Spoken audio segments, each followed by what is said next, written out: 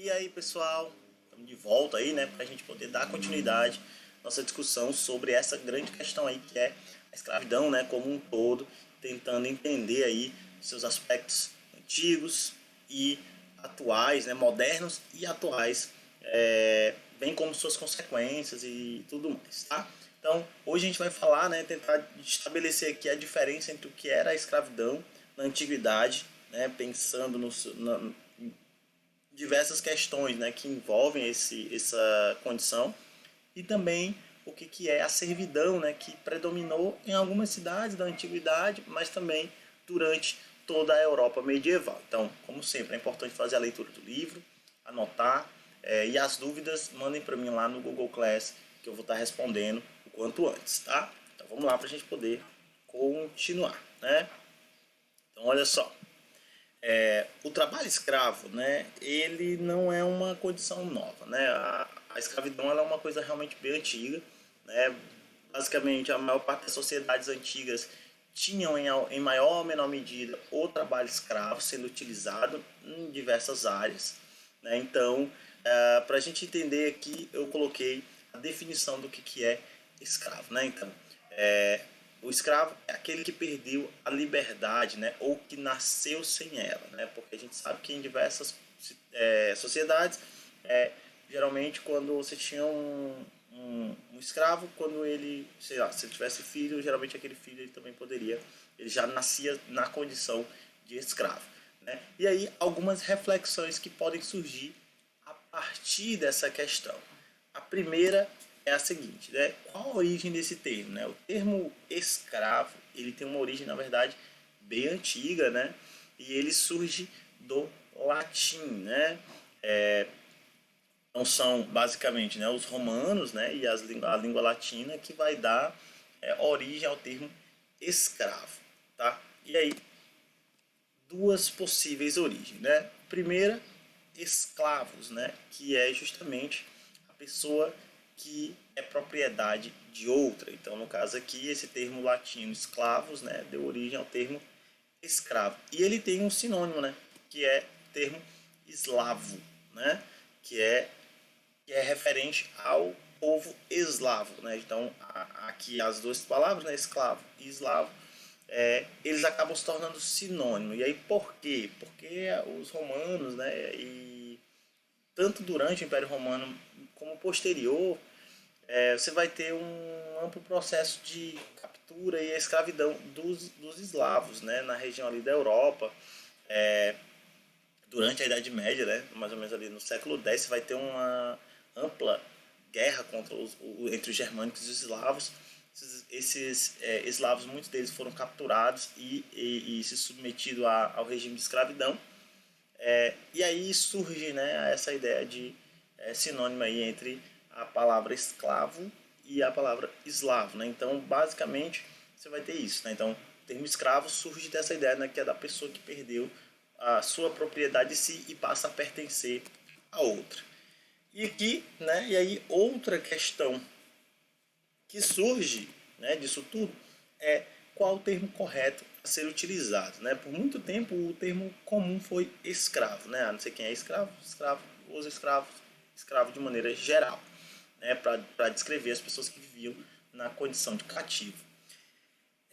No entanto, né, alguns debates mais recentes trazem a discussão sobre o termo escravo, né, propondo o termo escravizado, né? Então a ideia seria então substituir o termo escravo por escravizado. E aí a gente vai entender por quê. Né? Dentro desse ponto de vista, né, dentro dessa ideia de substituição do termo escravo por escravizado, é justificado pela seguinte questão. A palavra escravo, né, do ponto de vista semântico, né, do significado da palavra escravo, naturalizaria, né, a condição do cativo, né? Então colocaria a ideia de que a condição de escravo ela seria algo inerente, né, natural, né? Então quer dizer como alguém que se acomodou a uma determinada condição, então ele é escravo, né? Assim como é possível dizer que alguém, sei lá, é preguiçoso, né? Seria uma característica inerente, né? Ou como dizer que alguém, sei lá, professor, sei lá, né? Então, quer dizer, essa ideia, né, de que o escravo, a palavra escravo, ela acomodaria, né, de certa forma, essa condição àquela pessoa e deixaria de lado o aspecto imposto, né? E aí que se vai ter a situação do termo escravizado, né? E aí é justamente porque a ideia de utilizar o termo escravizado é de que ao, ao utilizar esse termo você permite, né, que se perceba que aquela pessoa ela não é, né? Ela não é inerente dela ser escravo. É uma condição que foi imposta a ela, né? Então aí a ideia de impor, por isso que ele é escravizado, né? Quer dizer, a ideia de que ele não é daquele jeito e ele passa a ser por imposição, né? Alguém o escravizou, né? Não é que ele seja escravo, quer dizer que ele foi escravizado, né? Então, essa discussão ela ainda existe, existe essa polêmica aí, né?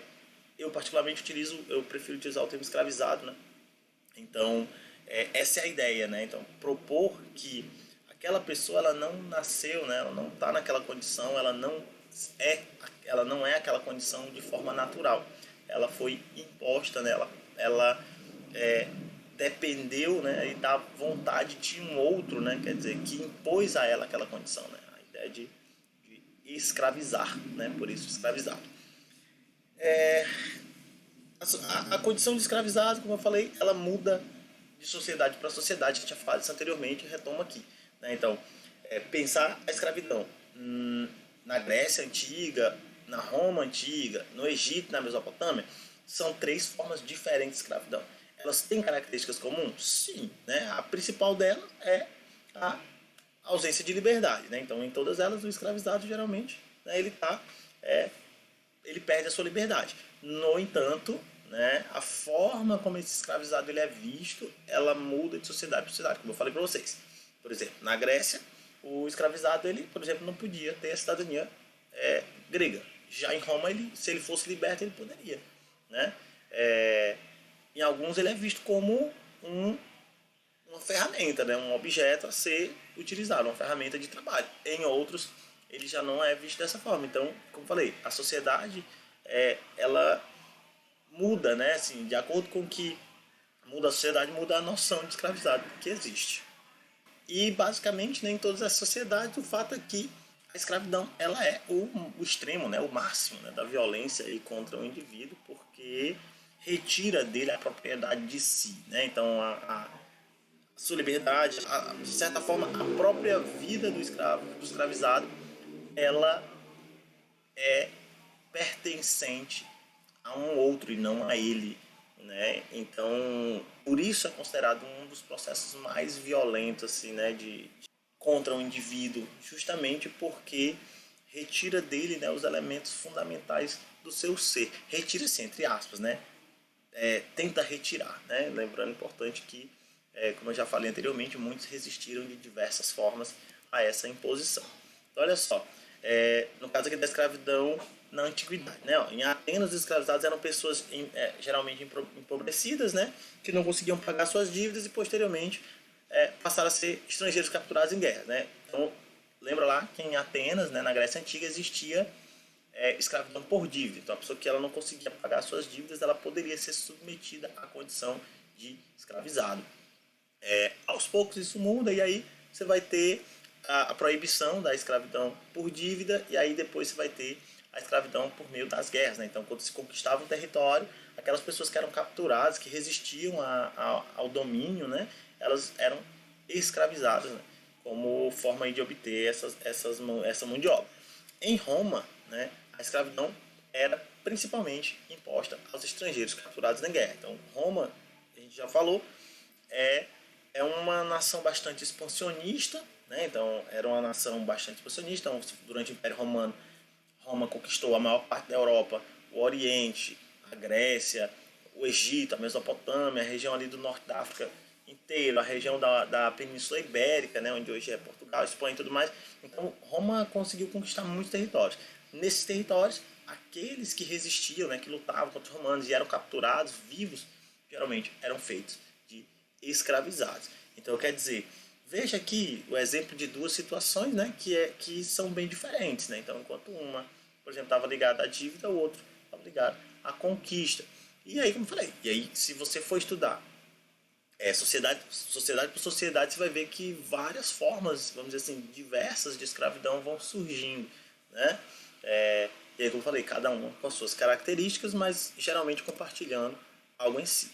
E aí, como eu falei anteriormente, ó, ao contrário de Atenas, né, em Roma, quando o escravo ele era liberto, ele poderia adquirir a cidadania romana, né? Já em Atenas isso era impossível. E aí, quando ele adquiria essa cidadania, ele podia ter propriedade, ele podia é, votar nas assembleias, né? Então, isso é uma diferença já de uma sociedade para outra. Isso aqui é a escravidão antiga. Outro fator importante é que nesse modelo de escravidão não era movido por etnia, nem por a noção de raça, né, de cor ou algo desse tipo.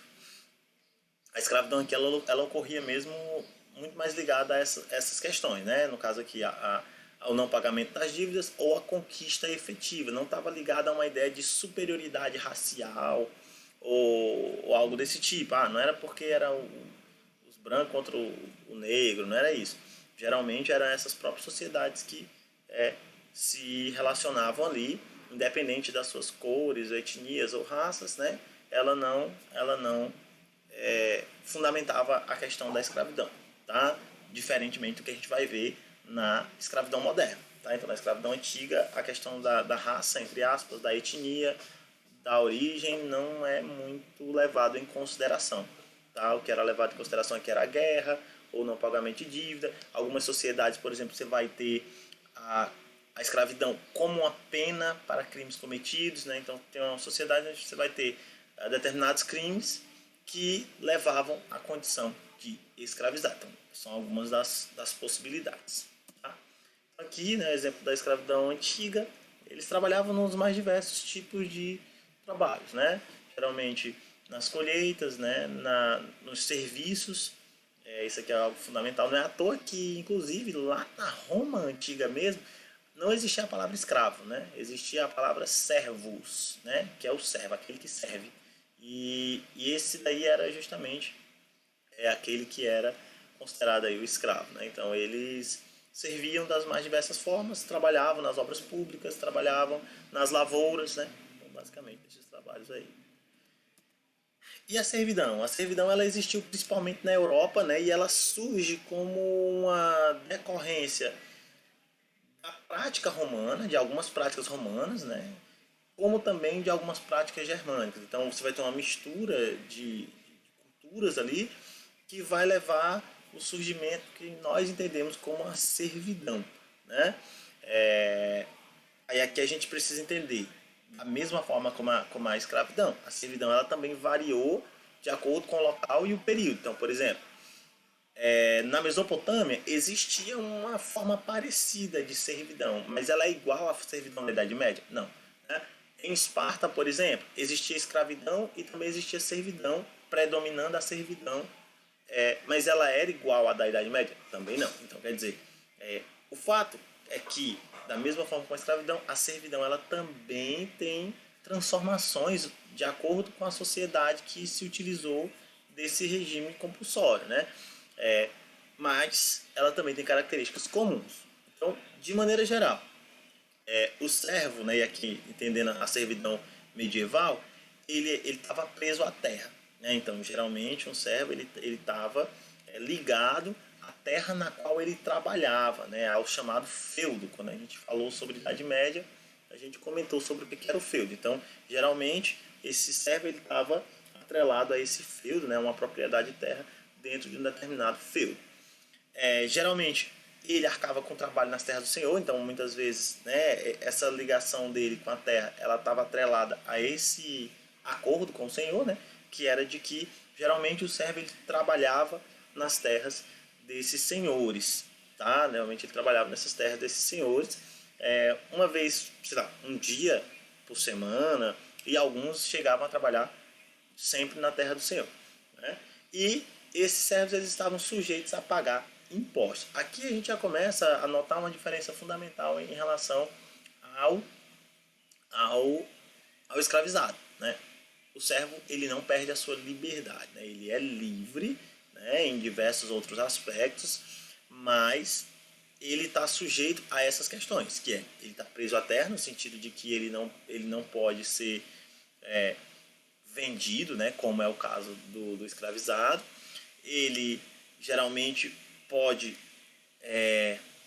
ele recebe, né, algo daquilo que ele produz, então geralmente ele produz e ele paga determinados tributos, mas ele também mantém, né, uma parte daquilo que ele produziu. Ele basicamente devia obediência e lealdade ao Senhor, mas ele não estava sujeito, né, como o escravizado, à comercialização, e também não era visto de certa forma como propriedade, né? Porque, por exemplo, durante a Roma Antiga, o escravizado ele era visto como uma propriedade daquele senhor. Não é à toa que se um senhor ele deixasse, sei lá, uma herança, no conjunto das suas propriedades também vinha ali o número de escravizados. Então ele era visto como uma propriedade. Já o servo ele não era muito visto dessa forma.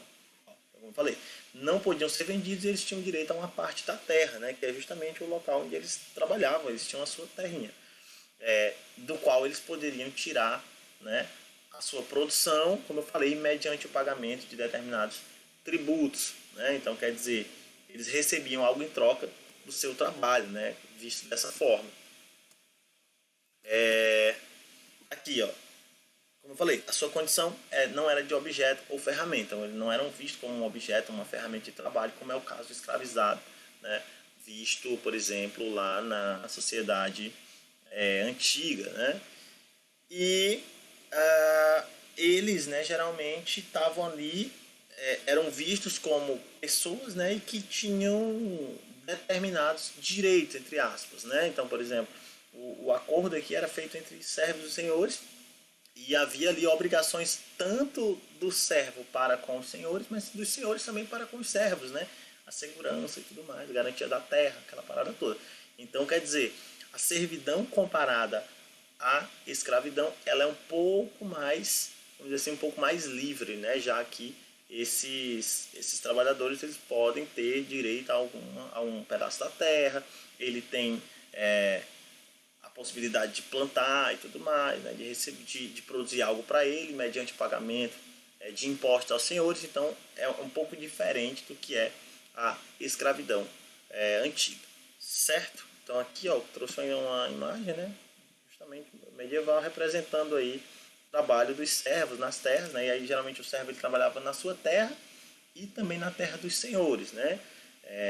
Já que o feudo ele geralmente era dividido assim, tinha a terra dos servos, né, dos camponeses, que geralmente faziam ali suas casas e plantavam, e tinha a terra do senhor, que geralmente era trabalhada por esses servos, né? Então esses servos, todos eles tinham a obrigação de trabalhar um determinado período na terra desses senhores, bem como também eles tinham direito de usar as máquinas dos senhores, máquinas assim, né? O moinho, por exemplo, né? Precisasse moer algo, o moinho ele podia utilizar novamente mediante o pagamento de tributos, né? Então eles pagavam impostos para poder utilizar determinadas máquinas, determinadas ferramentas e tudo mais, que geralmente eles não tinham, né? Mas de maneira geral, eles tinham razoável liberdade comparado, por exemplo, com o escravizado, né? É bem diferente aí a situação, tá? Então é isso, né? Aqui era mais para ilustrar a diferença entre a escravidão antiga e a servidão. Espero que tenha sido claro.